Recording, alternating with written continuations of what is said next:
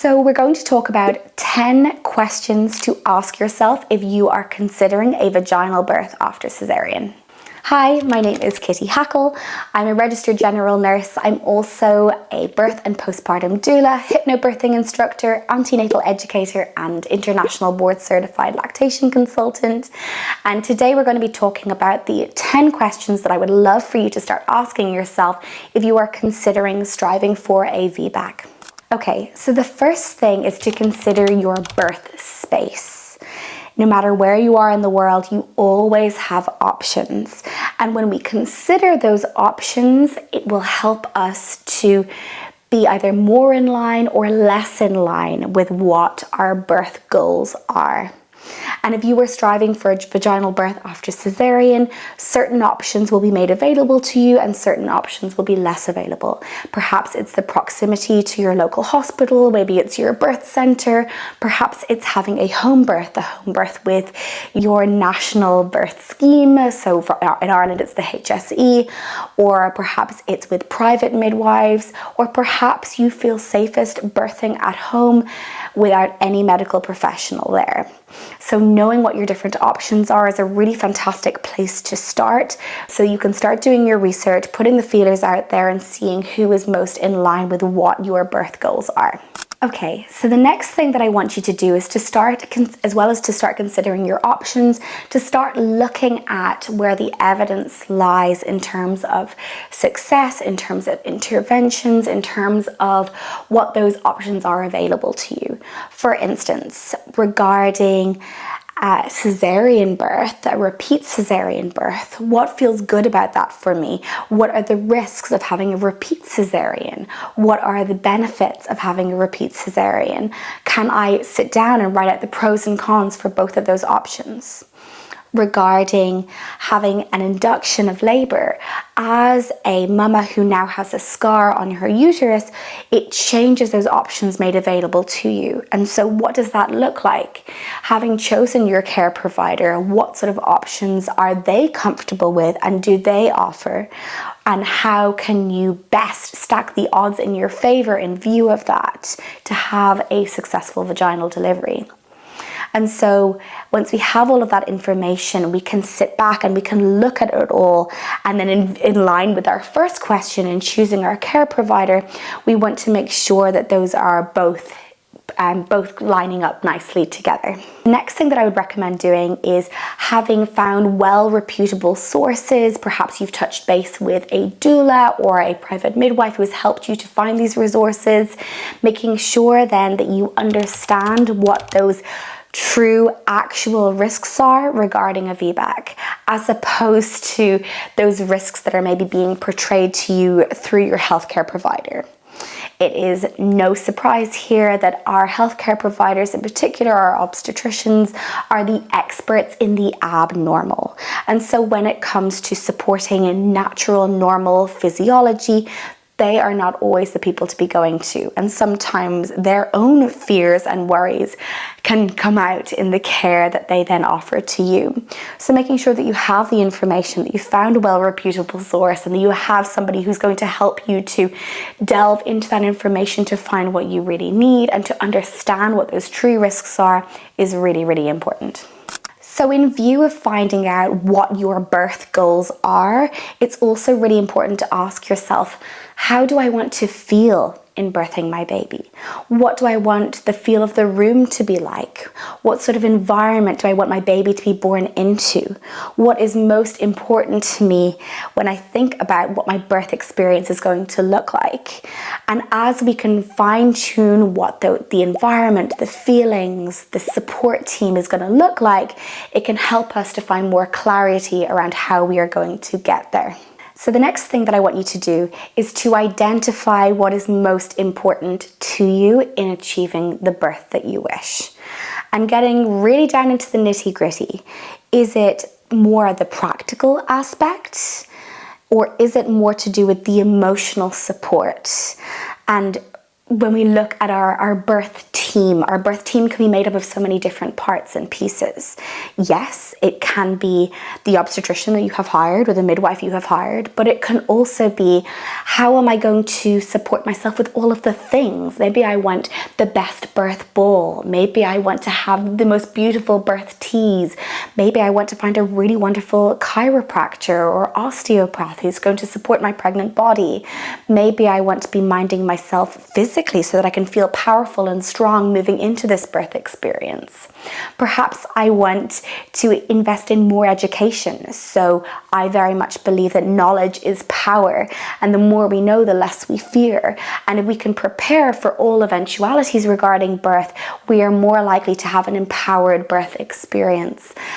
And if you are looking for more information regarding having a VBAC, I recommend you check out my Vaginal Birth After Cesarean course, which I'll leave linked down below. But having more information for me is never a bad thing, and finding the ways that we can lean into how our birth team, whether that is physical, mental, emotional support, will always be something that's going to stand to your favor. Next thing that I recommend you doing in preparation for your VBAC is taking the time to reflect on your previous birth and looking at what it was that led you to have a cesarean.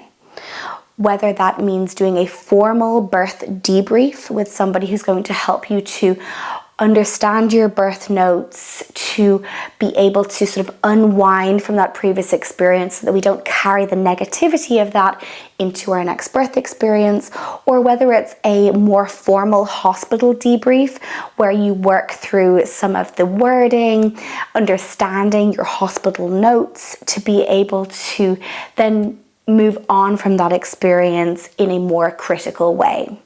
Understanding your previous experience and being able to do that alongside somebody who you trust is a really powerful thing. So I'm hugely invested in the 3-step rewind birth processing.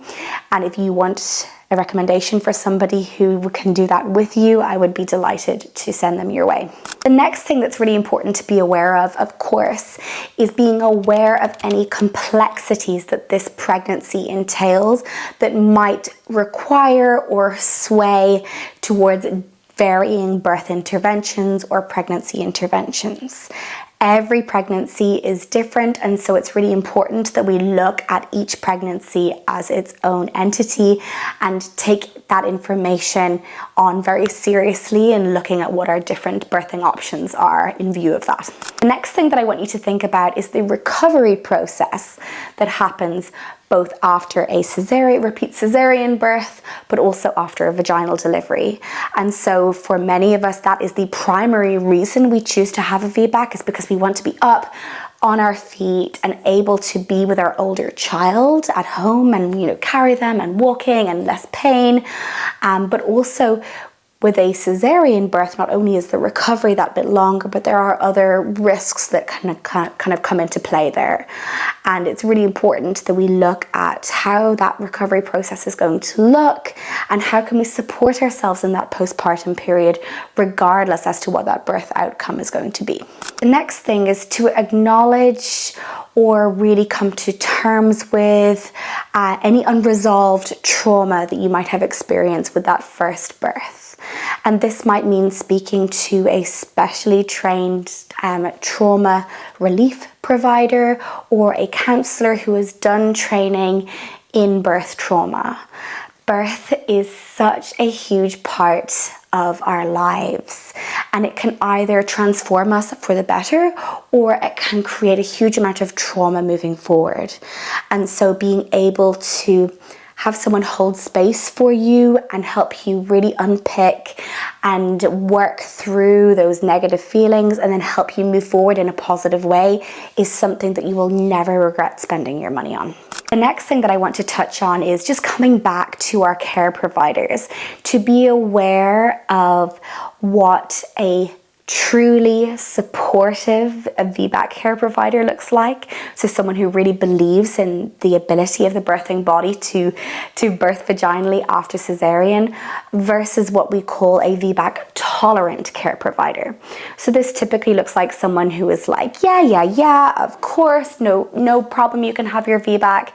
And then as we delve into it a little bit more, we realize they have quite significant restraints around how that's going to look like for them, what they are going to support you with. Perhaps they recommend you only go to X amount of gestation before they recommend a cesarean, or they're totally unhappy to induce you, or they recommend induction but only in a certain way.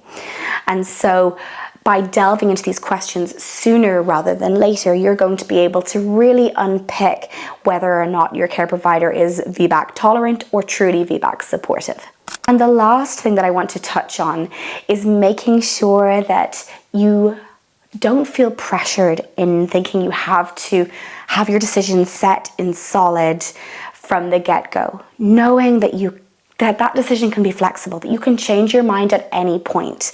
And this is why I'm so confident in helping you feel empowered around your birth decisions, no matter what way birth goes.